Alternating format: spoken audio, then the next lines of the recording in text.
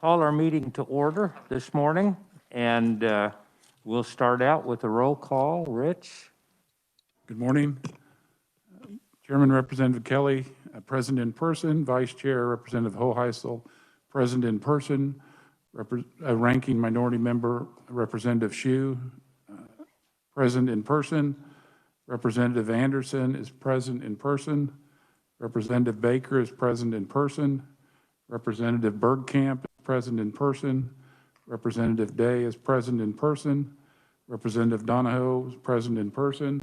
Representative Finney is present. She is remote. Good morning. Representative Kessler is present in person. Representative Lynn is present in person. Representative Neely is present in person. Representative Poskin is present, and she is remote. Good morning. Representative Samsel.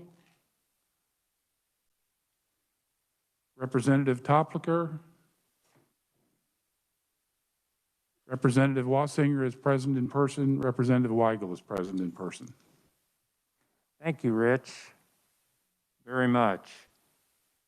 Today, in our meeting, we're going to go and look at something in the rural development area. And then we had a contact from KDHE that Dr. Norman would like to present a vaccine update to our committee. Since I suppose that all of you young folks in our committee that are still down the list and have friends down the list to get the shots, they want to tell you what's going on. Those old folks are already been watching that for a while as far as getting the shot. But we'll have those two things today.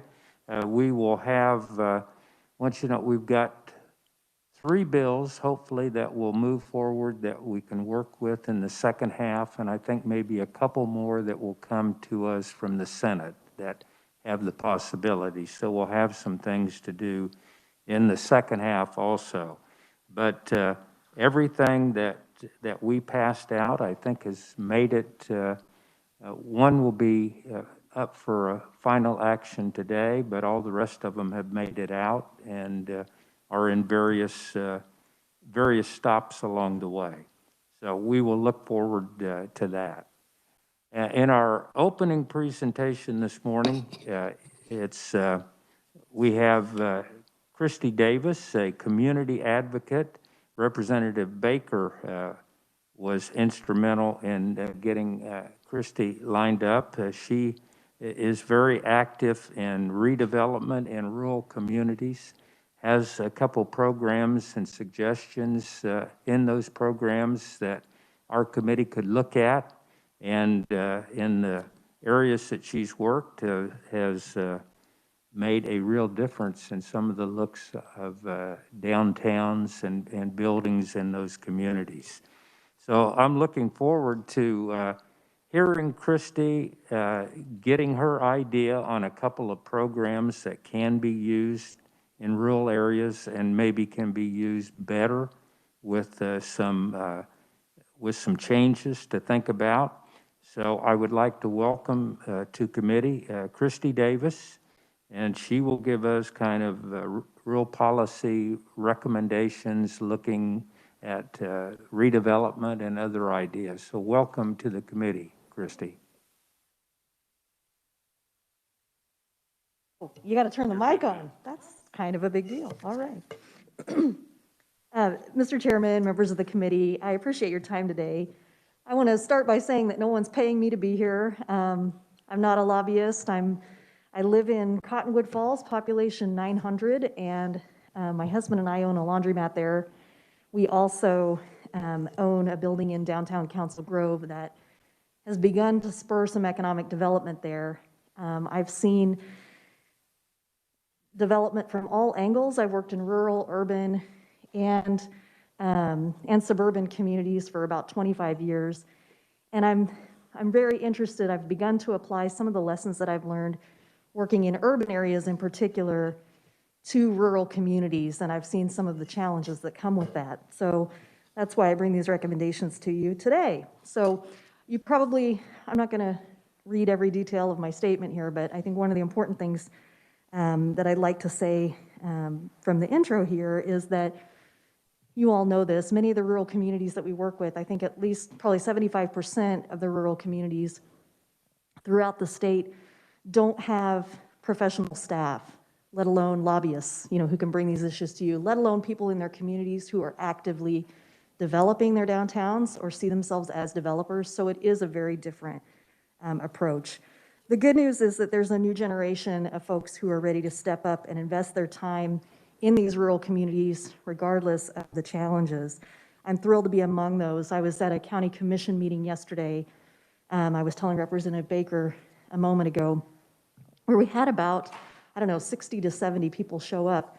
Most of them were younger than me, which it made me very happy in Morris County.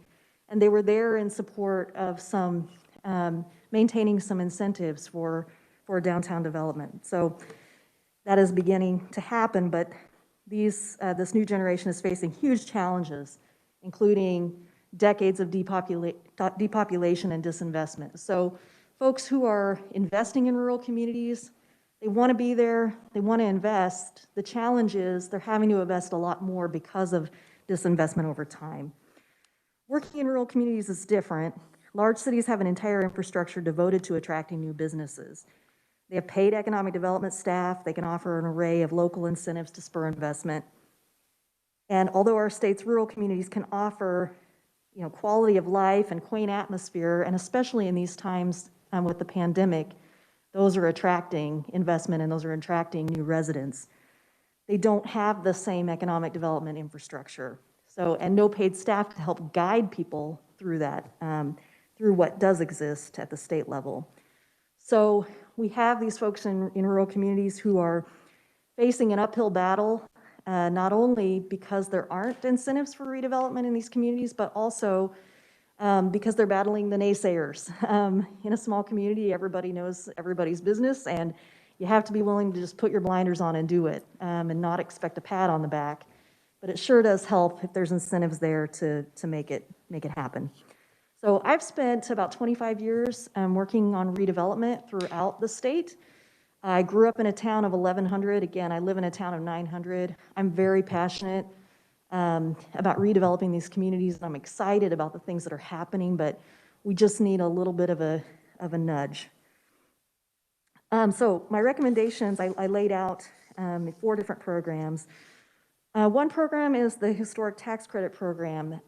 About 20 years ago, we in Kansas passed a state rehab tax credit that helps leverage actually funding through the federal rehab tax credit program as well.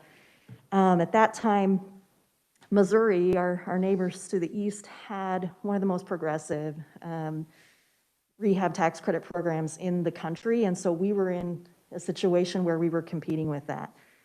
So we were fortunate to get that program initiated at that time. But what I've seen personally, very personally, you'll see I put numbers on the page. Project that I finished in 2019 was a redevelopment of a historic bank building in downtown Council Grove. Most of that building had been vacant for 40 years. So as you can imagine, it required a lot of investment. I had to walk away from about $150,000 that a developer in a city would have had access to, because my project was considered small for the people who invest in these projects. The other issue that came up related to that, and I can provide more detail if you have questions later, but the other issue that is related to that is there's so little redevelopment going on in small rural communities that appraisers don't even know how to appraise the properties so that you can get the financing you need to do the project.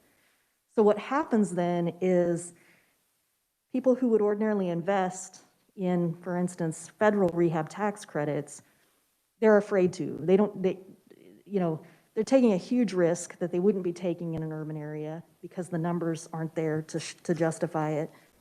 And also, because of all the paperwork that's involved, they can't always make it work with what they consider a small project. And I've asked some of these investors, what a small project is these days, and it depends on who you ask. Some of them say under 10 million. Some of them may say under 40 million. If someone gave me 40 million bucks, I could rehab the entire downtown Council Grove. So those are the kinds of challenges of scale that we face in rural communities. Right now, there's an enhanced state rehab tax credit for nonprofits that's equal to 30% of qualified rehab expenditures. Whether you're in a rural community or an urban community, for an income-producing property, your rehab tax credit is equal to 25%.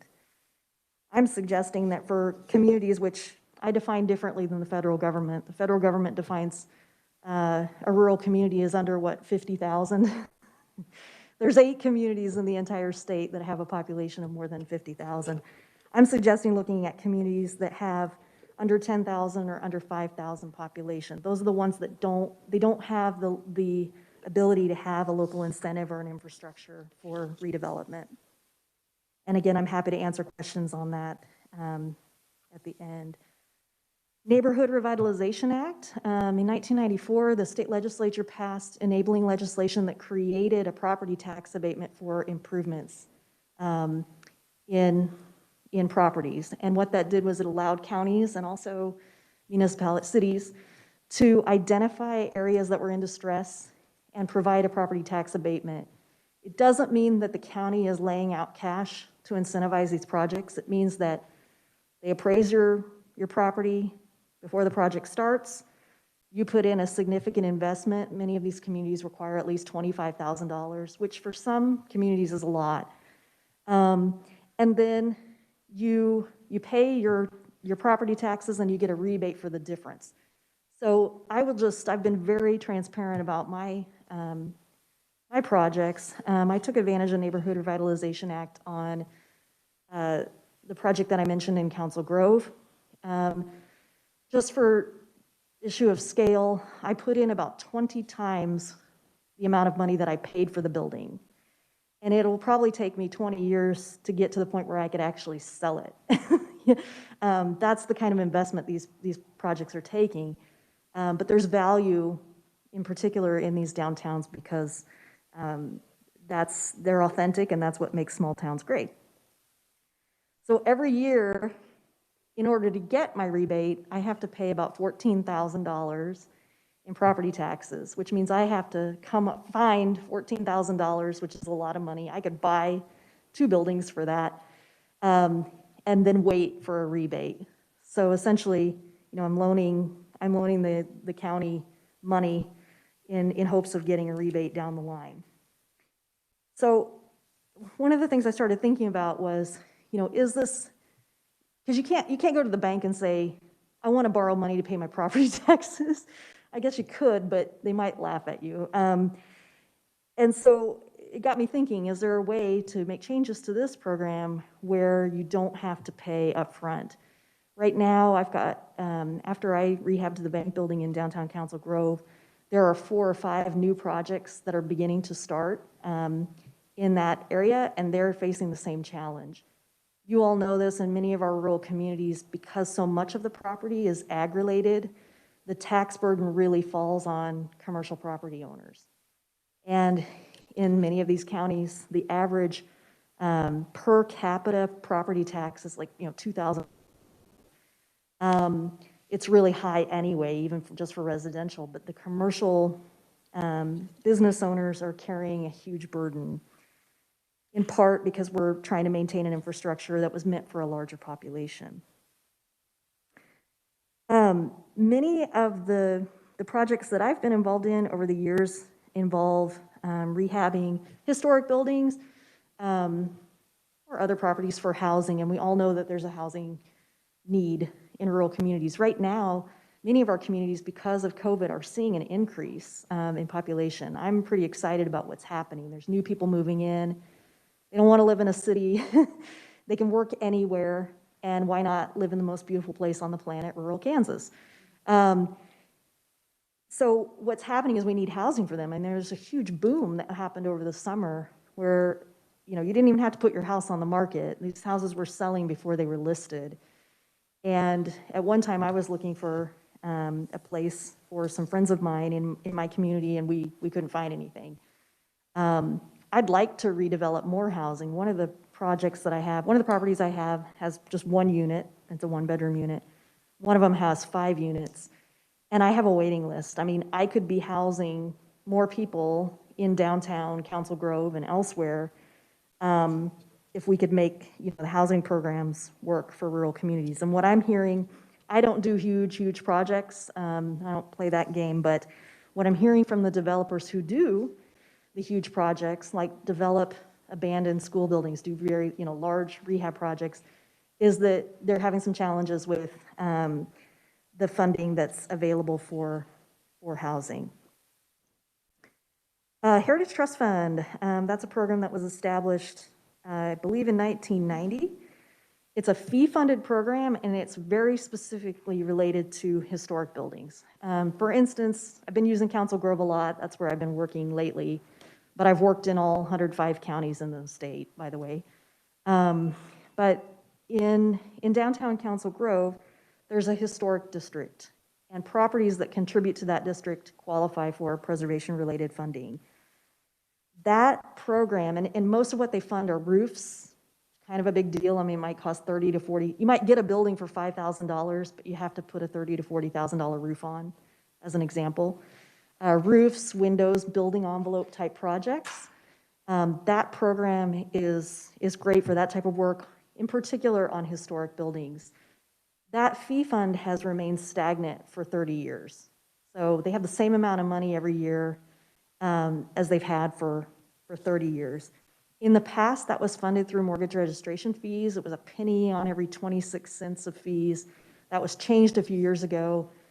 When I first started thinking about this, that funding calculation hadn't changed, and my thought was, if there was a way to double that, that fee to kind of keep up with inflation, that would help a lot. And then perhaps looking at match requirements, again, in most of these projects, there's a 50-50 match requirement for income-producing properties. For non-income producing properties, it's 80-20. And what I'm suggesting is, if we could enhance that fee fund, we could have reserves enough to change that matching requirement for rural communities where they're already behind, to do projects like basic projects like roofs and windows, which affect not only individual property owners, but in a downtown setting, also affect adjacent buildings. I mean, I'm working on a lot of projects where we're investing a lot of money, and you're just hoping that people next door keep their roof maintained. I did one project where, as a nice favor, I own a building, and for the adjacent property owner, I installed new guttering on their building to protect mine, but they don't maintain it. And so it creates challenges. So those are just some of the recommendations. Again, I've been working on these for years. Obviously, this affects the work that I do. I'm not planning on taking on any new projects anytime soon because I'm subsidizing what I've got. But I'm very excited to see, especially younger people moving into rural communities and making these investments, but they don't have the red carpet treatment that they're getting in urban communities, and these are some things that could help with that. I would be happy to entertain any questions. Thank you, Christy. Question from Representative Wessinger. I'm sorry, I'm going to ask, I think, a lot of questions, if I may, Mr. Chairman. Go ahead. Yeah. Thank you. I have to get closer to the microphone. Can you tell me, what are the fees for the Heritage Trust? I know that we stopped taking mortgage registration. Right now, they're based on, and I'm still trying to sort it out exactly, but right now, they're based on a per page, they're based on the number of pages that someone files when they file a mortgage. And I'll be honest, I've worked with this program for 25 years, and I don't understand how the fees are collected currently. It changed a few years ago, and it's based on the number of pages that are filed instead of so much per 26 cents. And I guess I didn't realize that. I should know that, having a child. It changed just a couple of years ago. Okay. The other question I had was, have you ever sat down with anyone here in the legislature, such as someone like Representative Baker, to bring these to life with the revisor's office into a bill? I have not, I have shared with Representative Baker the current statutes and markups. I'm not an attorney and I'm not a lobbyist, but I have shared the current statutes with markups that would make these changes possible. I guess that's it. Thank you. Any other questions, Dan? Christie, a question. And now, I've worked with historic tax credits in the past and currently have a project going for the bank I work for in Independence. And you talk about the amounts. Is there anything that can be done to enhance the market of the tax credits in rural communities that would help projects like yours in Council Grove? Or Well, there's a group of bankers, mostly not community bankers, who invest in the federal credits. With the state rehab credits, those are transferable. And so it's not hard to find a buyer for those, which is helpful because people like me, especially in rural, you don't have a lot of income tax liability, especially in the first few years when you're building any business, let alone one in rural Kansas. But the federal tax credits are allocated based on an ownership percentage. And so in order to participate in that program, you need to find a true investor who's a part owner in your project, who has a tax liability. And the challenge, as I've seen it, is this tends to be larger banks. I've worked for years with Commerce Bank, actually, out of St. Louis, because they know the ins and outs. But they have floors. I mean, they have minimums, project amounts that they're willing to invest in. So I think that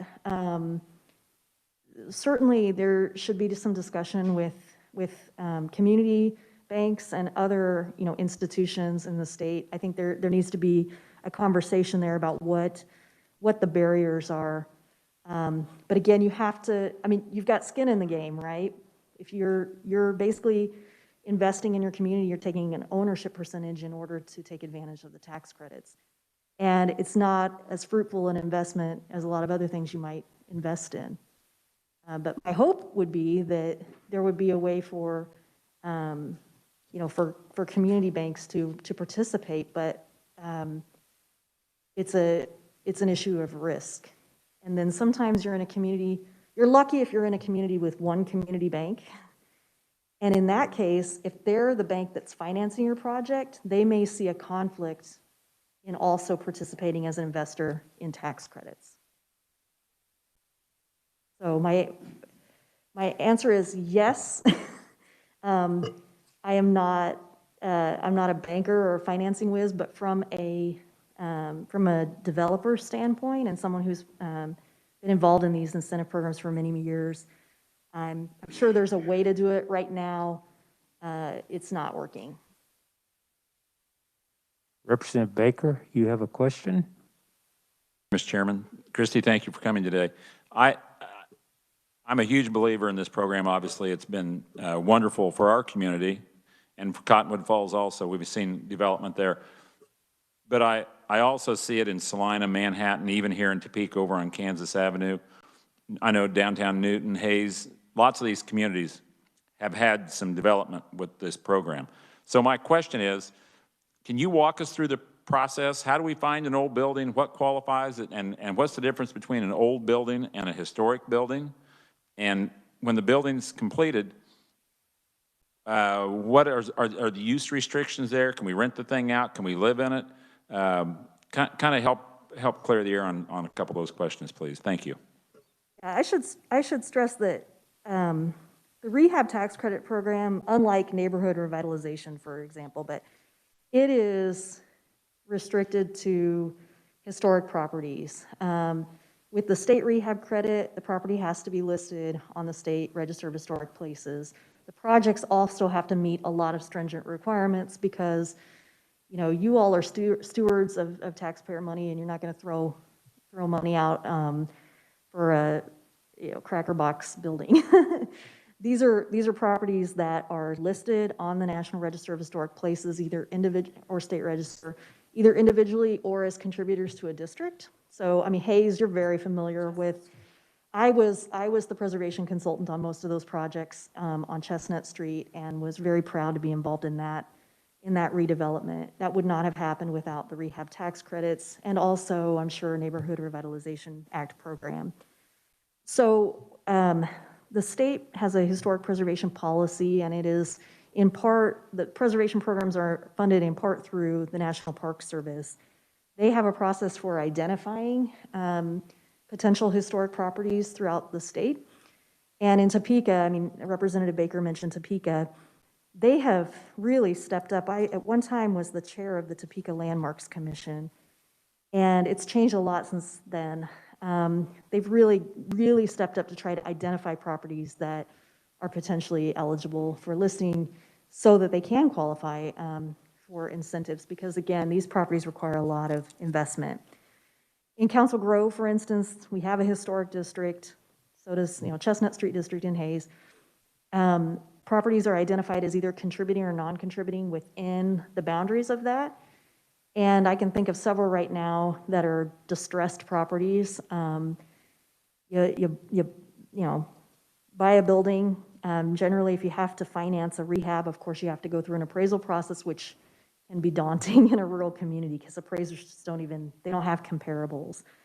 And then, you know, in my case, it's enlisting a good historic preservation architect, planning a project that meets preservation standards, because with the rehab tax credits, those are reviewed by the State Preservation Office to make sure they're meeting preservation standards. And then you don't get the tax credit until the project's done. I mean, you have to show that you have a complete project that meets preservation standards on a historic building. So it's most often used in downtowns, and many of our rural communities are beginning to have some historic districts. That's something that's taken off in the past several years, but that's kind of the process for identifying. And then again, the projects have to meet strict preservation standards. It doesn't mean that you can't use the building for a new use. I mean, you've seen that in Hayes. You have a building that was built for an auto garage, and you know, you convert it into a restaurant. I mean, that kind of thing happens all the time. There's a way to, well, I'm thinking of Dodge City too, actually, with the, I'm sure many of you have seen the distillery there. That was a tax credit project. So you have a building that was a municipal building converted for use as a distillery. So that's pretty common. I mean, the expectation is they're going to have a new use.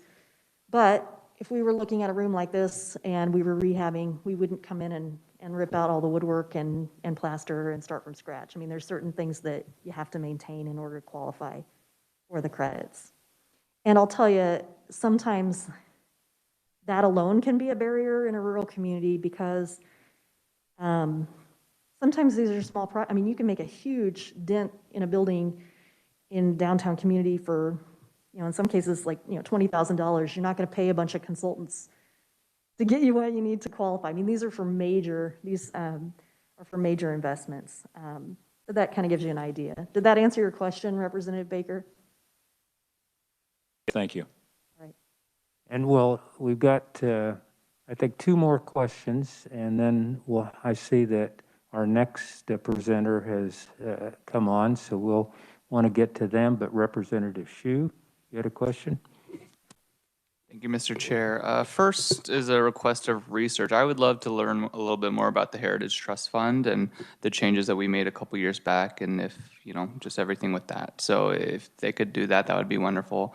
My question is, I guess, more of a broader observation. I spend a lot of my time thinking about how to keep young people in rural Kansas, or getting young people to rural Kansas. And then one thing that struck me looking at your testimony was potentially the power of language. So looking at just a couple of your points here, right? There's historic tax credits, there's neighborhood revitalization, there's heritage, which is probably a name of something, but it's heritage, and those are all somewhat backwards looking, right? Pastwards looking things. Revitalization is you're still looking at the past. And so I'm wondering if, I don't know, I think young people are drawn to ambition. I think young people are drawn to the new and exciting thing. And I don't know if it's worth looking at just, renaming some of these to be a little bit more forward-looking. What is the best version of these rural communities that can be? It might not necessarily look like what it used to be. But just kind of a stray thought, and then I'd be interested in your thoughts on that as well. I will tell you, as someone who is trained in museum administration and historic preservation, the last thing the world needs is another museum. There is a fine balance. I mean, I'm not talking about creating curios, and I think Hayes is a great example of that. There is a way to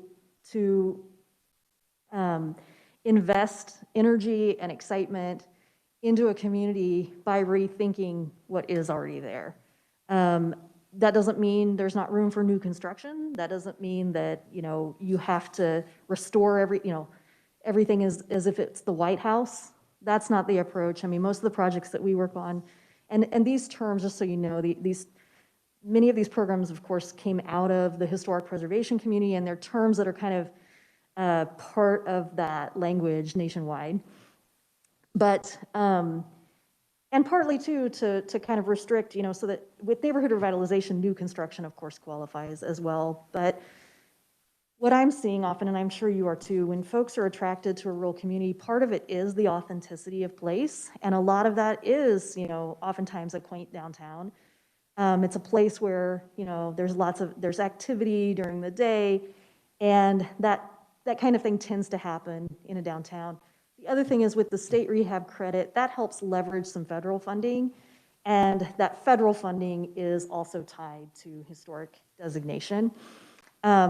But of course, it doesn't exclude. I did a project where I started with a building that had a plastic front on it, and in that case, it was technically a restoration because we recreated a pressed metal front, but we painted part of it purple. We made it funky. And so I'm a huge supporter of that. I think that good design transcends time.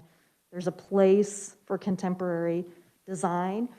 And many of the projects that we're working on now actually are, I'm thinking of the Fox and Hayes, are mid-century. They're fantastic examples of mid-century that we can really work with, and create contemporary uses for. So I agree with you as somebody who's interested in vibrant rural communities. The truth is that when you invest in existing buildings, you get more of a return on your investment, and you get a better quality construction. If I couldn't, I can buy a building in downtown Cottonwood Falls for maybe $5,000 or $10,000. And then, I had to put a lot of money into it to rehab it, but you couldn't even build a Butler building for that. So you're starting, using existing buildings is, it's environmentally sustainable. It's also financially sustainable as well, especially in rural communities. Thank you. Thank you, Christy. And is it a short question, Representative Weston? Okay, go ahead. Thank you, Mr. Chair. How many of these small communities have historic districts? If I recall, it was difficult to get. It is. I mean, it is a challenge. I think one of the challenges is that we have, in our larger communities, like Topeka, for example, there's a historic preservation program at the local level. They're able to access funding to survey and identify these things. Many of our rural communities have begun to identify historic districts. Other communities, they don't want it because there's a perception of regulation. Council Grove, I did the historic district nomination in, I think, 2010. Cottonwood Falls, where I live, there's not the political will for that because there's a concern, of course, about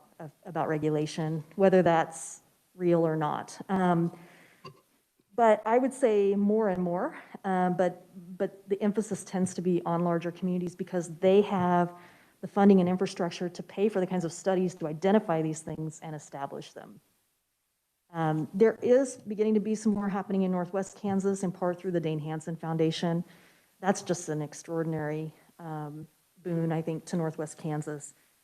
But I would say more and more, but there's so many communities that would be eligible that aren't. Don't do it. Right. Thank you very much, Mr. Chair. And thank you very much, Christy. I Thank you, sir. appreciate all of your answers and all, and I think maybe as we move forward in the rural development part, may have a wish for you to come back again and visit about some of the things that you've mentioned today and other ideas that our committee could look at that would be a doable type of thing in a shorter period of time. So appreciate it very much. Thanks for taking the time. Thanks.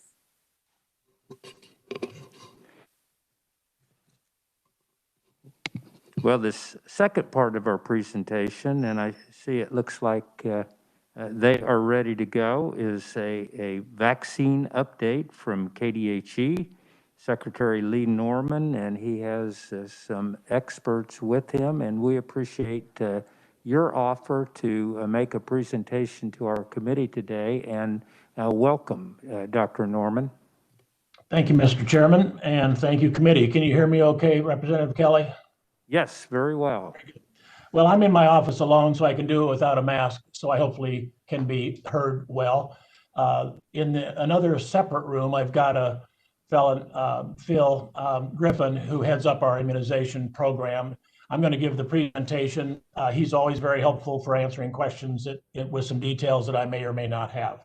If the person who's the host of the meeting could put up our slide deck, I would appreciate it very much. I've got a few things I'd like to show you.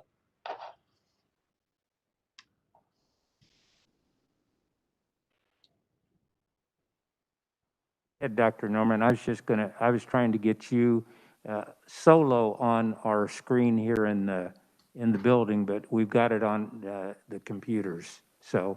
Oh, okay. Okay, so I'm not in big screen. Who is the host of this, sir, so that I could see if we could get the slide deck that I have prepared showing? Yeah, this is Gary Warner. I've got the slide. Let me see if I can get it on the screen. Thank you, Gary. And if you could walk through it once we get it up there. Let me start off while he's doing that, Mr. Chairman and committee, to say that this has been quite a remarkable, very good. That's slide number 2. Maybe you could.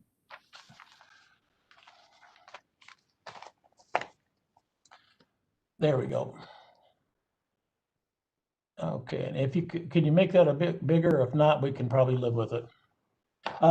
By way of introductory comments, I just wanted to say that one, our incident command team 24/7, 365 has been stood up now for about a year and 4 weeks. We've saw this coming early on and organized ourselves around it. This has been a major effort, as you well know. Let's see. Overall, this has been a story of shortages. We've had plenty of disease, COVID-19, very much a real disease. Thank you very much. That's getting there. And when we think back of how we've gotten here today, remember a year ago, we had the shortages of PPE. At the same time, we had shortages of testing equipment and testing reagents, shortage of case investigators and contact tracing individuals. Hospital beds, we were short. Hospitals, some parts were close to being overrun. Shortages of staff members. We had so many people that became ill as healthcare staff. Therapeutics, the antibodies. You may remember when President Trump was hospitalized, he had gotten the bamlanivimab and then the antibody cocktail. We've had shortages of that, but now we're pretty flush in that and we're being used statewide. Patient transport, we were short because there was so much need for moving patients, particularly from lower acuity settings to tertiary care settings with great critical care medicine. And now finally vaccine. The rest of these things that I just ticked off We've pretty well gotten through. Hospitals have very few COVID-19 patients now. The staff are back. The staff are all vaccinated, at least all of them choose to be vaccinated. And the numbers are improving. We're seeing a decreasing number of cases. We're seeing decreased number of hospitalizations, decreasing deaths. And if you look statewide, the percentage of positive tests of all the tests that are taken, by the way, we've done 2.5 million tests on Kansans. We're now down to about 5% being positive. So that's a good sign. Next slide, please. I have a number of slides. Some of them are a little bit busy, but I'm just pointing out a couple things on each one of these because I want to be respectful of your time. I was planning on, Mr. Chairman, about 30 minutes, give or take, for this presentation and to make sure we have time for. We have until 10:30, Dr. Norman, so we've got plenty of time. Oh, okay, good. Okay. A couple things I'd like to show you here. One is that this at the upper left, www.kansasvaccine.gov is a treasure trove of material there. You can, if you look down at the bottom in that little blue bar, this little golden color says learn more. If you go to that ks.gov and click on learn more, it has all the statistics for where vaccines going county by county, how many doses have been given, gender, age, and that kind of thing. So you can see how we're doing throughout the state of Kansas. I think it's important. Next slide, please. One thing I will say is that as we've gone around, we were up in Pottawatomie County yesterday doing 267 teachers. We're going to be doing a mobile vaccine to other communities here yet this week. We're seeing and have gone through all the healthcare personnel in the state, and we have a lot of happy faces. You can't see them sometimes because they're behind masks, but there's a box from Lindsborg where when they receive the vaccine from us, they put it into what they call their box of hope. I think on balance, I mean, you might hear things to the contrary, and we'll talk about things to the contrary about a few speed bumps that have occurred. It's been a very positive experience for the state of Kansas with 2 so far and third one coming online soon, vaccines. Very, very good vaccines, and hopefully that will provide lasting immunity. Next slide, please. This is the 23rd of February, so that's just a little bit old now. No, those are updated numbers. That's perfect. If you look in that left-handed box, 483,000 doses have been given. We've been delivered to the state of Kansas 600,000 doses of vaccine, and that's an 80.4% administration rate. So 8 out of the 10. There we go. 8 out of the 10 doses that have been sent to us have been given to Kansans. And I'm going to put it right up front. We have had a little bit of a data problem in that we have so many vaccinating sites now. Many are new, and have not yet become accustomed with how to upload the information when who they've given vaccine to. So this is a low number, I can guarantee you. We are in the process now of solving this data management issue. These are low numbers of 483. I'm sure we've given more than that, and I'm going to talk about that in a couple slides from now because the data is really important. I'm sure you and your constituents want to make sure that we're not holding a vaccine in inventory, and we're not, except for maybe a clinic to be done next week or so. Or, we give first doses, then we will, of course, hold the second doses in inventory when it comes close for the person to get their second vaccine. Next slide, please. We've had real good growth in terms of the doses allocated in Kansas. Early on in the first few weeks, we had about 45,000 doses a week, and that's driven up now to, you see, we're looking to the middle of March to have upwardsly of 143,000 doses. We had no delivery into the state of Kansas last week, and many states didn't get any because of the weather. Both at Pfizer and Moderna, the 2 companies that are now supplying vaccine, did not have the pickers and packers to pack them in the cold storages, and then to the airplanes weren't flying out of Memphis and Kalamazoo and other places. So we this week are going to be real flush in it and doing some scrambling throughout the state to get vaccine into people's arms, because we'll get the vaccine that was supposed to come to us last week will come this week along with our usual doses. We started on the right-hand side there. Phase one was residents of long-term care facilities, senior housing, assisted living, and then of course healthcare workers. And we're through phase one. There's a few long-term care residents and staff who have to get their second dose yet, but everybody that has wanted a dose of the vaccine, either residents or staff, have gotten it. That's 88% of the residents have chosen to get it, and about a little lower than that, 68% of the staff members have chosen to be vaccinated. We would hope for that to be higher, and we're going to keep encouraging vaccination of the staff because we don't want them to put themselves at risk, or of course, their residents at risk either. Next slide, please. We're in phase two now, by the way.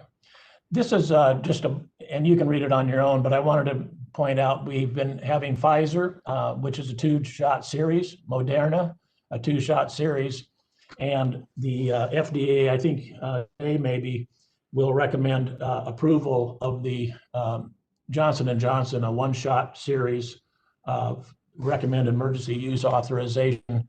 This weekend, it'll be looked at, I believe, by the Advisory Committee on Immunization Practices of the CDC. So we could be starting to get vaccine from Johnson & Johnson. Well, actually, we'll get it from the federal government, but get the Johnson & Johnson in even a week from now. Could come that soon. They aren't going to be a high volume of a producer of vaccine as the other two. So it's not like it's going to flood the state with more vaccine. The J&J product will have the advantage, again, of just being one dose. Doesn't have quite the effectiveness profile, probably in the mid-70s% effective. But the thing that's important to remember with all these vaccines, including the Johnson & Johnson, is that yes, it's a goal to prevent the illness, but even if it's a little bit less effective and a person gets an illness, they're typically very effective at preventing severe illness, hospitalizations, and death. Rather like the influenza vaccine, no vaccine is 100% effective. Influenza vaccine, a really good one would be 70%. And I've said for 42 years of medical practice, I've never seen an immunized patient with influenza die of influenza. They might get sick with it occasionally. Saying the same things. COVID-19 is a completely different infection. And I have high hopes that all three of these will not only cause immunity and reduced harm, but provide durable immunity. What does the future hold for these guys? I think we can look at it and say, well, it'll probably get booster doses like we get influenza now, probably on a yearly basis. No, we don't know that for sure yet, because we'll have to study the science of it to see how much durability of the immunity there is. So next slide, please. I want to point this out. You've heard about Operation Warp Speed. It started in the Trump administration's, managed by the Department of Defense. The research and development that led to these has not been at warp speed. That's been going on since 2003 with SARS. What has occurred in warp speed is the production and distribution is what's going at warp speed. And I bring this up because I think there's people out there that are uneasy with the idea that anything would be injected into their body that was developed at warp speed. And I want to, every time I can, I try to combat that notion that that this is an experimental drug or it was put together too quickly. And I have a lot of confidence in the research and development that led to this. The production and distribution has been at warp speed, or quick, I might say. Next slide, please. Speaking of distribution, this is how the vaccines come to Kansas. Up on the upper left, the vaccine manufacturers make it. They push it out to distributors who then push it out to administration sites or occasionally a national depot. That's where the drug goes. It has to be cold managed, which has been a difficult one with Pfizer because it has to be kept at 70 below 0 centigrade, which is extremely cold, not well colder than a normal freezer. So there's been a little bit of nuances with that, but we've managed that. If you look at the lower left hand, not to be ignored, ancillary supplies, as much as it doesn't necessarily seem obvious, you can't just push the vaccine out. You have to put out with needles, syringes, alcohol swabs, et cetera, because when we're doing, 50 to 100,000 or more of these a week, those aren't trivial. And it was a fine point. So we put those kits, you see kitting there at the lower left. We put those kits with syringes and alcohol and whatnot with the vaccine so that the vaccinating sites have that. We found something early on that you might find curious. We certainly did, and it's very important. And that is the syringe that was chosen really mattered, because with one type of syringe on a Pfizer vial, a vial of the vaccine would get 5 doses. A different syringe would get 6 doses, and sometimes even a 7th one. And those are all good doses. But imagine 1/6 or 1/7 that would go to waste just because of a different syringe. So the devil is truly in the details on these, and we wanted to really make sure that we didn't lose any of the vaccine product because of a syringe that wasn't optimal for the job. And that's been fixed since the very start. Next slide, please. Vaccines are allocated across different counties. And if you look on the right-hand side there, initial allocation based on phase 2 population. Phase 1 population, we knew how many healthcare workers, how many long-term care patients, or I should say residents and staff there were. But so now that we're in phase 2, it's based on population and with a small modifier called social vulnerability index.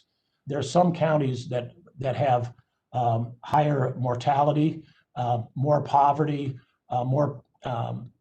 there's 17 different indicators that would push people into a higher risk category. So there's a little bit of that social vulnerability index put into the calculation, but essentially you can think of it as per capita basis vaccine. A couple fine points. Oh, could you go back to that slide, please? There we go. The graph is pretty telling. It's obvious that the number of doses you see there color coded, the higher populated ones have more doses, even though the same per capita computations being done. And the lower population counties have fewer doses, but the same per capita dosing. What we have done, and you might have heard about this from your constituents, is some counties might only get 100 doses a week, for example, and that might even be twice what they need. So they might be requesting 50, but we can't break up they come in kind of like pizza boxes, these doses. You can't break them up. So somebody might get 100 doses one week and 0 the next week, because what they really need is to have 50 a week. The other thing is some counties, because of this same allocation, have gone faster through phase 2. So on occasion, we will put on a bi-weekly basis so that the counties continue to move, so that the state continues to move through phase 2 somewhat the same. We can't fine tune that too much, but we think it's better to have the whole state move ahead about the same pace, because keep in mind, it's risk-based. We want to get the highest risk people vaccinated first. It wouldn't make a lot of sense to have the well individuals, very low risk individuals in one part of the state being vaccinated when we have people at very high risk in other parts that are yet to be vaccinated. So we try to load level that. It's a little bit of a challenge, but I think we're getting better at it week by week. Next slide, please. The providers, we started off with in the hundreds, 300 to 400 providers, because that's all the vaccine we have. If you look at those bar graphs down at the bottom left, we're now, as of last week or so, over 1,000 different kinds of providers who are vaccinating sites. And if you look at the right, there you can tell what kind those are. We originally started off with the goldenrod color, the local health departments and hospitals, and some of the federally qualified health centers, i.e., think of it as safety net clinics. But as we get more and more vaccine, we will become more reliant on community pharmacies, which are already starting up. Last week was the first week, maybe it was 2 weeks ago, of the retail pharmacy program that the federal government delivers directly to pharmacies. More on medical practices, medical groups. And then, of course, we'll continue with some on a regular basis, of course, to local health departments. Brings up the point that one of the reasons why we're getting more to the state in general is because the program vaccinated the long-term care through the federal pharmacy partnership. Once they finish their work, they're sending it over the fence to us to deliver through this allocation process that I'm going through. Next slide, please. This is a real critical slide, and because where do these priority groups come from, you ask? And this explains why some people are higher priority, why healthcare persons and long-term care, for example, are higher than somebody in phase 2, for example, a 65-year-old or 75-year-old. The first sentence up there, clinical outcomes and death. We know certain groups are more likely to become ill and have bad illness and death. And then there's some of this is setting based. Where did the person live or work? Residents and staff, proximity. If they cannot control their distancing, residents and staff, for example, in nursing facilities, hard to stay 6 feet away from others. And the next one down is type of contact. You can see, for example, that in the example I'm using is exposure to droplets, shared surface, and common items. Compare a preschool teacher who's mopping up kids' noses and cleaning up after them and cleaning surfaces all the time. Compare that preschool teacher or elementary teacher to a college professor where they have great distances between them, maybe you're remote a fair amount of the time. Those two are dramatically different in terms of their risk of the illness. Contact duration, 10 minutes or less is the people who, if you think of 10 minutes or less, it's kind of like two ships passing in the night. You're not at great risk if you're just passing like through an airport by somebody or something like that. But if you're like, again, a preschool teacher or an elementary teacher, you're in very close approximation, and it's always going to be greater than 10 minutes. So they kind of, greater than 10 minutes, shared surfaces, and not farther than 6 feet away. And then finally, challenges and hard to implement what I call engineering or protective measures. You're indoors confined, it might have old air handling systems and the like. A good example of that is meat packers. Early on in this, it was apparent that, and we're still very cautious with the meat packing industry because some things have been controlled better with plexiglass between workstations and the like, but some of those things can't be necessarily controlled. So the setting makes a big difference. Next slide, please. I won't spend a great deal of time with this. This is the prioritization. We're now in phase 2, as you've seen. Again, Kansas vaccine.gov has this, and then has every one of these categories defined and described. For example, there's always a little bit of questioning about what is a congregate setting. What is meant by that? Is a dormitory a congregate setting? Is a nursing facility for sure is a congregate setting? And then what is a severe medical risk? That will be in the next phase, et cetera. So that's on our website. We didn't just make this up. It looks a lot like what the CDC recommended. We did some fine tuning. But we also, when it comes to infrastructure, like there was some debate. For example, we made the decision to put wastewater treatment workers, which are a fairly small number, we look around the state, or drinking water treatment workers as a high contact or critical worker. Because what happens if you have too many people going down with illness in wastewater or drinking water? I don't have as hard of a time making that argument, seeing what's gone on in Texas since last week, of the critical nature of that particular infrastructure, i.e. water. That's where these things have come from. By the way, when you look at stage 5, it serves as a reminder, I should mention to you that we don't have any vaccine that's approved for individuals under the age of 16. One of the two we have is approved for 16 and older, one is for 18 and older. The studies are being done now on children. We have had children ill, of course, and die. The youngest death we've had in Kansas from COVID-19 is a 6-year-old. That was just recently. Actually, it was in the fall. Let me correct myself. Next slide, please. No, go one. Yeah, there we go. I wanted to point out, oops, one more up, please.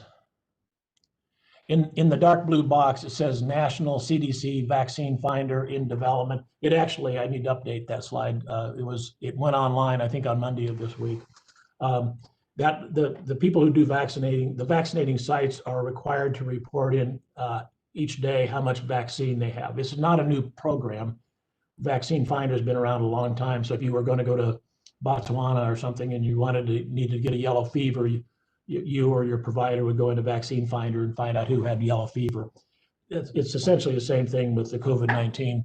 We know how much vaccine we're distributing, and this way we can keep track of how much is in inventory. Next slide, please.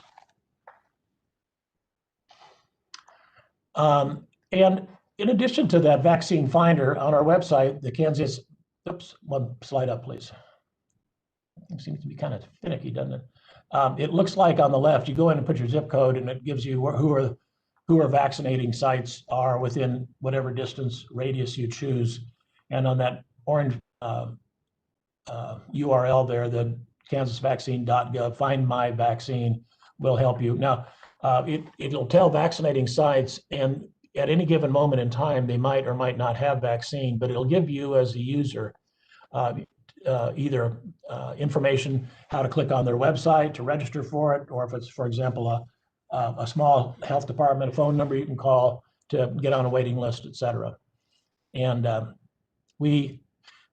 it doesn't have all the vaccinating sites that there will eventually be. We feel it doesn't make a lot of sense to put 1,000 on there that don't have vaccine yet, but that will become more robust as we get more vaccine in the door. But the shortages of vaccine have limited how easy or difficult it is to find vaccine for an individual. Next slide, please. Pretty straightforward. I suspect many of you in the room or here on virtually have been vaccinated. After you find the vaccine and get the first vaccine, and then of course you sit down for 15 minutes, 30 minutes if you've had prior allergic reactions to something, but 15 minutes, make sure you're fine, and then you head out. Might get a little side effects have been pretty minimal, really. The soreness and maybe a little bit of achiness or chills, but usually people have breezed through it. Second dose, either 21 or 28 days later, or I should say no sooner than 21 and no sooner than 28 days later for the second dose. Sometimes people get a little bit more achiness in their arm or chills after the second dose. And then you consider yourself not fully protected until 2 weeks after the second dose, which is why, of course, we're still on the far side. You see, we're still recommending wearing a mask and avoiding close contact because, yeah, the vaccine should prevent you from becoming ill. Does it absolutely, can we guarantee that it's going to protect you from becoming infected or transmitting it? No, not really.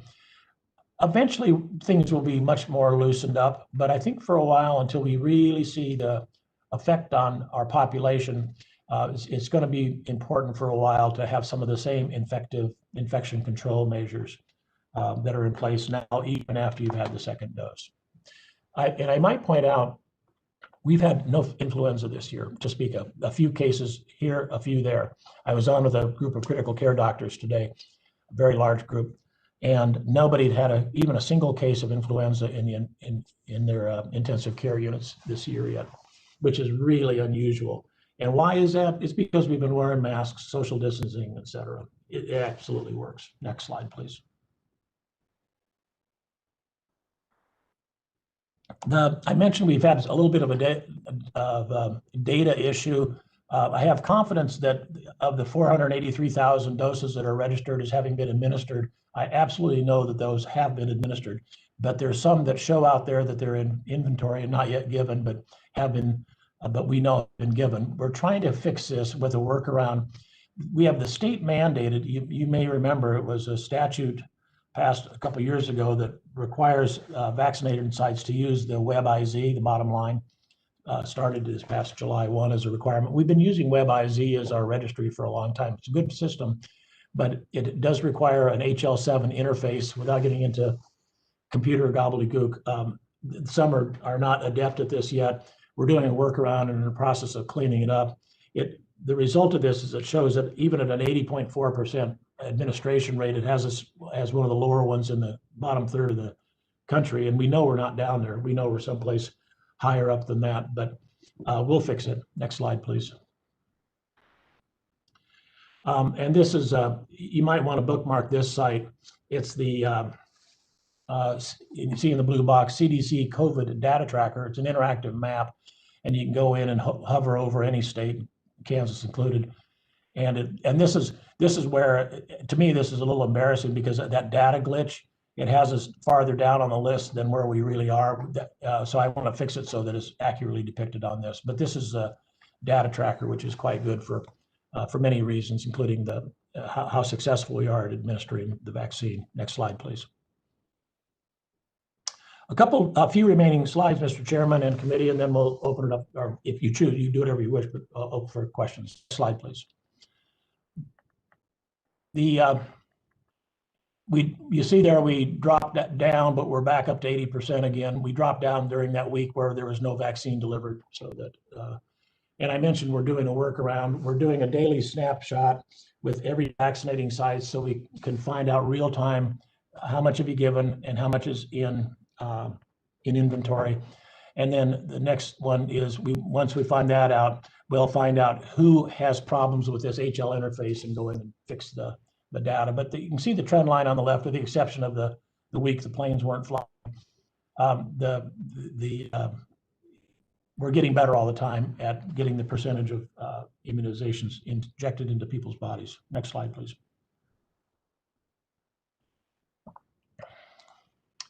The peach colored one is the one that we're kind of hysterically focused on at any given moment.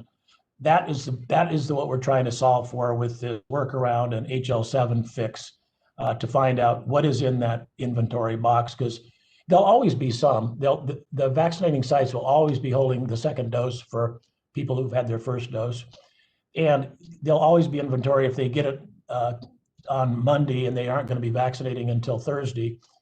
Then of course they'll be holding those in inventory. In cold storage in inventory. So some of that will always be there, but we know that there's some that's listed as in inventory, but we know has been given. We're hunting those down now. Next slide, please. The long-term care facilities that you see on the left there in the box, that the residents, 49,000, have chosen to be vaccinated. The staff a little lower. So again, it's about 88% of the residents and about 68% of the staff, and that's the total number of boost and prime doses. Prime doses, by the way, is the first dose, and the boost is the second dose or booster dose. And there's two kinds of long-term care facility. Well, actually, there's many kinds of long-term care facilities, but broadly speaking, there are the CMS, Center for Medicaid and Medicare Services, regulated ones that were a part of the federal program. That's on the left side, and on the right-hand side is all the other ones. These are ones that are between KDADS, who licenses and inspects those. We, working with KDADS, had to go out and find those because they were not part of the federal program. And we have pretty well tracked everybody down that's in those kind of onesies and twosies. There's still a few that we're trying to get a hold of because we may not know about them, and it might be a group home, for example, of 6 individuals that live in a group home. What we're really, I want to provide assurance to you that it's almost like being an investigator to go out and find where everything is, because it's not something that we have optics on, but we want to match up their needs, these long-term care, or they could be for intellectually and developmentally delayed individuals, et cetera. We want them to be vaccinated too. We're trying to track them down. Next slide. And then just recently, we started a couple weeks ago, on the 8th actually, started the Federal Retail Pharmacy Partnership. The feds push vaccine directly to the retail pharmacies. We went through and a lot of them are household names, Walmart, Dillon's, Kroger, you know, those kind of CVS, Walgreens, et cetera. The one you may not know, if you look at the right-hand side, the little boxes at the bottom, there's that light colored CPESN. That's one of the, that's a consortium of independent pharmacies. And the reason I bring that up is because many of you in your rural counties will not have necessarily a Walmart or a Kroger or a Walgreens or a CVS, but you might have a locally owned and operated one. They're highly likely to be members of the CPESN network or consortium. We want to make sure those get coverage too, because that'll be a conduit for getting vaccine into those counties as well. And indeed, the feds were good at working with us and having them be part of the provider group. If you look at the far right of those little boxes at the bottom, MHA and GeriMed are two chains that deal specifically with pharmacies. Because one of the questions you might ask is, how do we know going forward that long-term care facilities will continue? Because the federal program's done, it's stopped, essentially. We will want to work with these pharmacies that are already servicing these long-term care facilities, for example, to make sure that they continue to get vaccine. It's our belief that ultimately, as more and more pharmacies come on board, you remember an earlier slide that had a history, had the bar graph that showed pharmacies as the the largest number of vaccinating sites out of the 1,080 or so different sites. Pharmacies represent the largest number, not necessarily largest volume, but largest number, and they're very important for geographic distribution. You'll see here, obviously, that the Kansas City metro area and in Wichita metro, of course, have the highest clustering of pharmacies, but we want to not turn a blind eye to the rural counties as well. Next slide, please. Okay, that is the end of the slideshow. You can turn that off if you choose, Gary. Mr. Chairman, I'll turn it back to you and the committee for any questions you might have. Dr. Norman, we do have questions. Representative Hoheisel, if you'd like to ask your question. Thank you, Mr. Chair, and I do have two questions, if I may.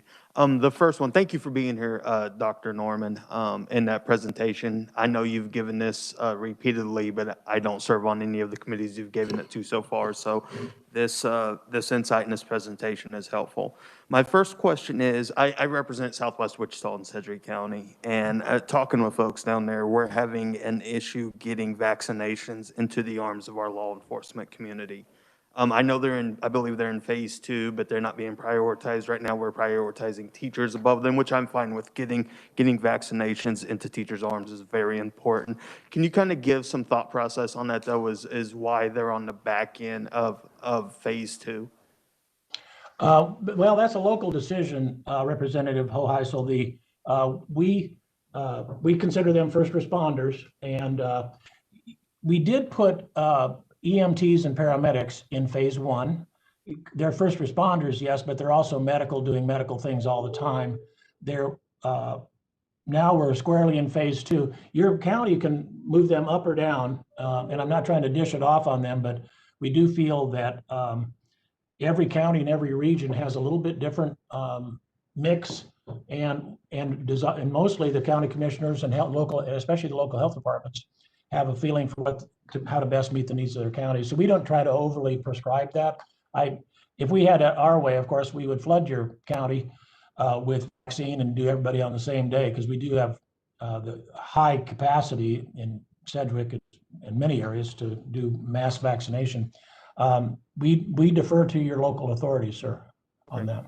Thank you for that. And my second question, if I may, Mr. Chair. In our predominantly African-American communities, we're seeing polling now nationwide of a distrust, of a hesitation to get the vaccines. Are we doing anything on the state level to reach out to these communities to let them know that this vaccine is safe to take? Are we taking any steps to reassure those folks? Yeah, that's a really good question. And it's also true in the Hispanic Latino populations as well. And we're doing some grassroots work. May know Ed O'Malley and the Kansas Leadership Center. We've been contracted with them for a lot of community conversations. We are also doing work involving people of color. And we are also starting, I think it'll roll out next week with African American, Hispanic, Latino, and other populations that are less likely to get vaccinated or less trusting, have specific working groups working with and collaborating with those individuals. Like tomorrow, for example, I'll be doing a Facebook Live with Audie Negrete and of the Kansas Hispanic and Latino Commission, excuse me, and a physician, a Latino physician from Southwest Kansas. Because we all recognize that there is disparity, and this issue of diversity, equity, and inclusion is really important. And it's about collaboration, and it's about getting people talking about this that look more like they do, and they have friends, relatives, faith leaders, and others. So it's a very broad-based effort. There's an organization, a firm called Sprouts that is working with us, and we're going to start doing more public service announcements and the like that are targeted towards specific populations as well. We're not keeping up with the African American population in terms of, if you look at the percentage of Kansans who are African American and the percentage of African Americans who should have the vaccine, we're lagging. On the Hispanic Latino population, the vaccines and testing is about equal to the percentage in the population. So we're paying a lot of attention to that. And it'll take a lot of groundwork, quite honestly, and meeting them in their places. We're doing testing, for example, in churches as well. And we feel the closer we get to a person's community, the more likely they are to be trusting of the individuals that they're hearing this from. Okay, thank you for that, Dr. Norman, and I do appreciate us putting emphasis on getting that taken care of. So thank you, sir. Thank you, Mr. Chair. Representative Shu?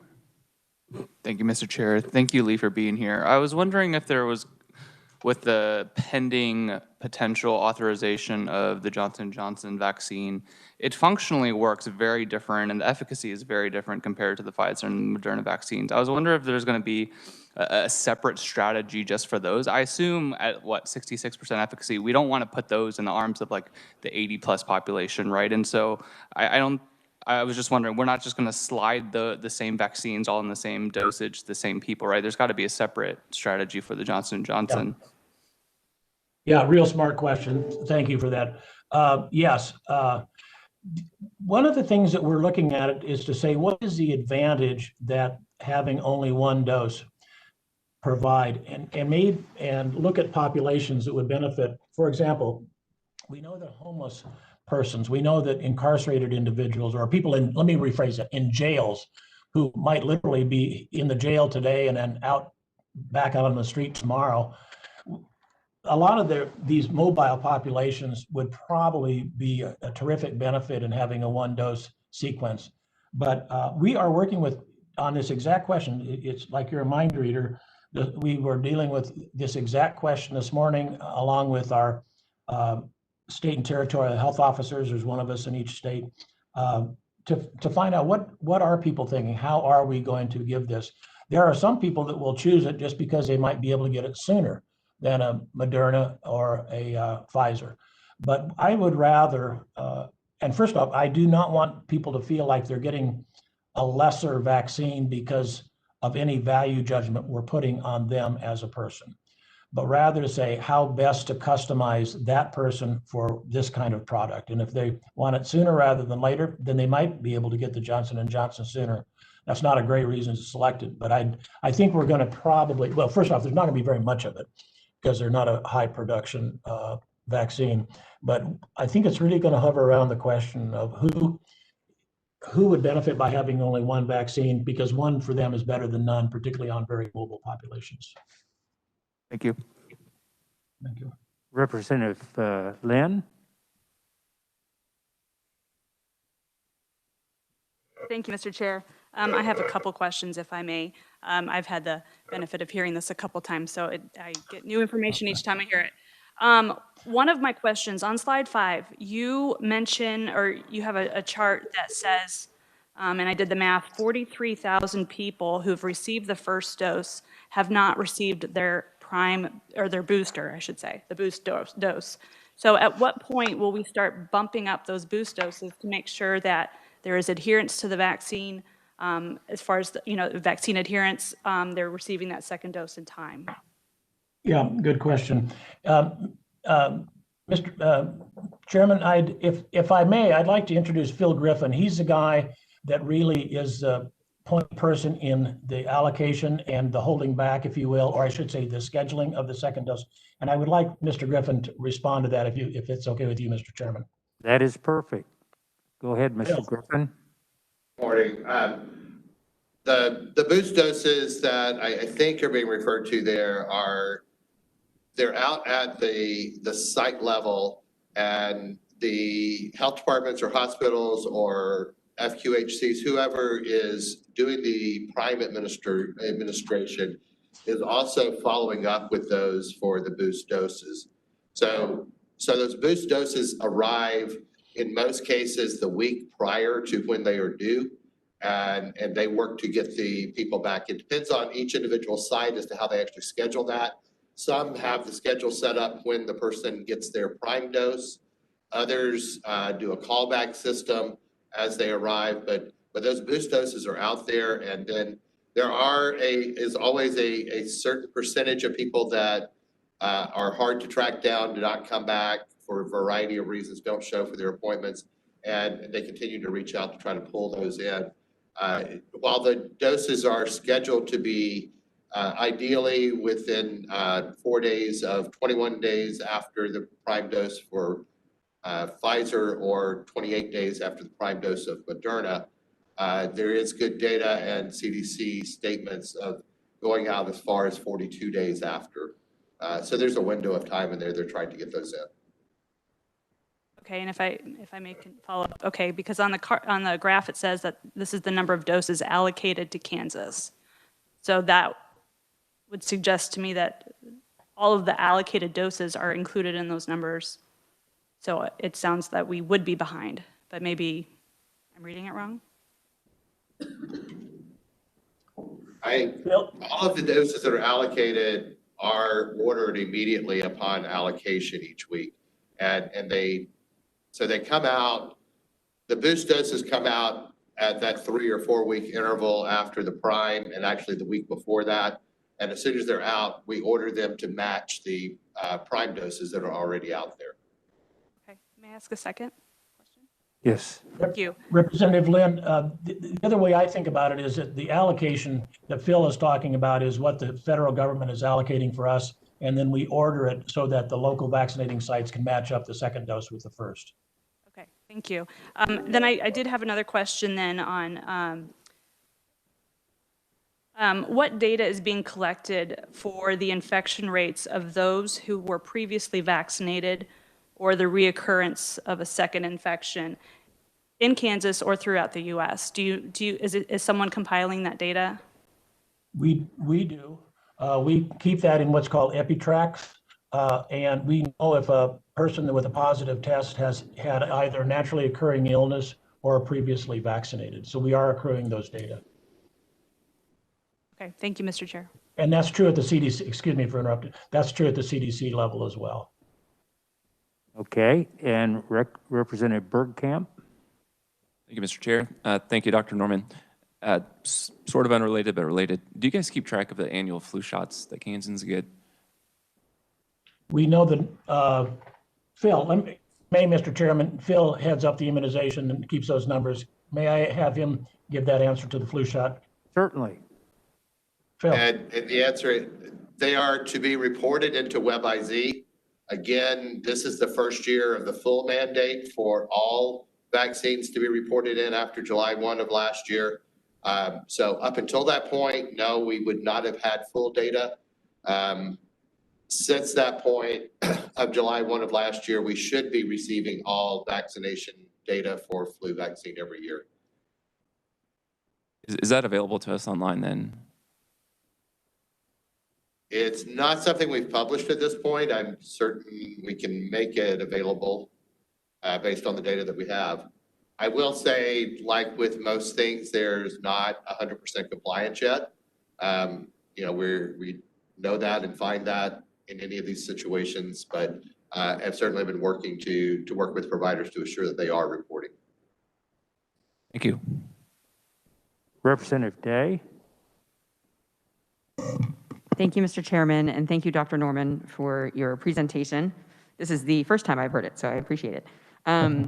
So we've had reports. I had a couple of questions, but because of time, I'm just going to cut it down to this one. We've had reports of the data glitch now in our reporting of vaccines administered for a few weeks, it seems like. And I'm just wondering when you anticipate that that's going to be on track and how soon we can see that changing. I know it's tough to get everybody to comply, but we sure would like to have those numbers correct.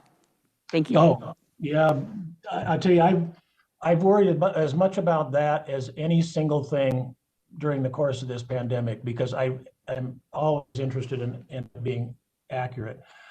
We just on Monday started the workaround, Monday of this week. We had an HL7 expert in, and who's still here working with us to try to understand, but what we realized is we needed ground source data from each and every vaccinating site, that it wasn't something working with the manufacturer of the WebIZ, the company, that we needed to have ground truth by having every vaccinating site every day reporting to us then about 4 or 5 data elements, and then on the ones where we find discrepancy, we will go in and have an individual consultation to figure out where the glitch is. I would like to think that even within a week or two, that we would have our diagnoses in place. Phil is probably rolling his eyes, but because I'm such an optimist, but I think that in a couple of weeks, we'll know where the problems are so that we can really fix them. Representative Wassinger? Thank you, Mr. Chair.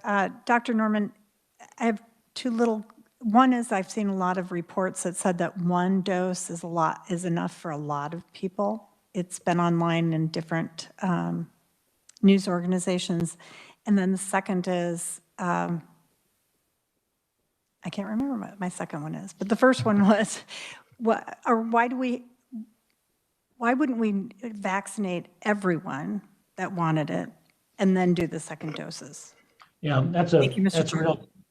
I'm sorry. Yeah, that's a really good question. And we have debated it, really saying, can we get to 70% effectiveness with 1 dose of uncertain duration of effectiveness, but get to twice as many people? That has been debated. And we haven't, as a nation, I don't know of any place that has chosen to do that. And partly is because it's not FDA approved to use in that manner, among other things. It's kind of it's almost an ethical question too, which is how is the greater good being served? And I'll agree with you, Representative Wassinger, we've debated it, but have chosen to stick with what the FDA has approved the use of the medication for. Dr. Norman, one final question that was rolling around in my mind as you talked about this. In the long-term care facilities and maybe in the prison populations when you're there, the staff members that have chosen not the lower 68% and 88% of the residents, can you reach the herd immunity in those type of centers with not everyone being vaccinated? Herd immunity doesn't really start kicking in until about 85 or 90% of immunity. So it would probably make it more of a risky environment for the residents and for the staff, for that matter, to have it be anything below that. So no.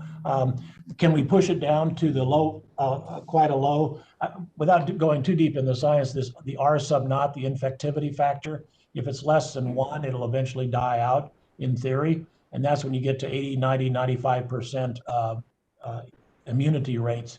But and we're down below 1 in the state of Kansas, down below 1 in the state of Missouri, so we're getting obviously more control over it. But no, there's always greater risk in unimmunized. And I recognize this is a controversy. And I was a hospital CMO, at chief medical officer at KU and others before, and we required influenza vaccine, not a very popular thing to do, but feeling it provided the safest environment. And I'm not necessarily weighing in one way or the other on whether it should be required or not, but it's not a safe an environment when a population is at 68%, no. Well, Dr. Norman, thank you very much for taking the time, answering all the questions for us today, and I'm sure there's a couple more that could be asked, but we want to respect your time, and we're about to at our ending time, so thank you very much for scheduling this with our committee, and good luck as you continue on your quest to conquer COVID in Kansas. Thank you, Mr. Chairman. And Representative Lynn, I apologize for you to having to tolerate me for 3 times. But thank you. Thank you, Dr. Norman. And one final thing before we take off. We have, you've been sent the minutes from 6 of our meetings, January 13th, 20th, 25th, 27th, February 1st, and 3rd. And we haven't had any notice of any corrections to be made, but would like to have a motion to approve these minutes. Have a motion from Representative Hoheisel, second from Representative Shue. All those in favor, please signify by saying aye. Aye. Opposed, nay. Minutes are approved.